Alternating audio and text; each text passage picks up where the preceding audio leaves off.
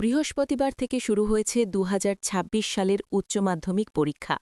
পরীক্ষায় বসার আগে যখন স্নায়ুর চাপে ভোগেন পরীক্ষার্থীরা, ঠিক তখনই এক চরম বিপত্তির মুখে পড়েছিল চোপড়ার এক উচ্চ মাধ্যমিক পরীক্ষার্থী। তবে শেষ পর্যন্ত পুলিশের মানবিকতায় সময়মতো পরীক্ষা কেন্দ্রে পৌঁছতে পারল সে।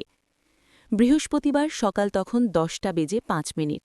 চোপড়ার ৩ মাইল বাসস্ট্যান্ডে দাঁড়িয়ে ঘড়ির কাঁটার দিকে তাকিয়ে রীতিমতো ঘামছিলেন এক উচ্চ মাধ্যমিক পরীক্ষার্থী।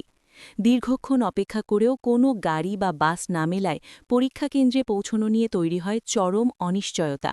হাতের সময় খুব কম থাকায় রীতিমতো দিশাহারা হয়ে পড়েছিল ওই পড়ুয়া।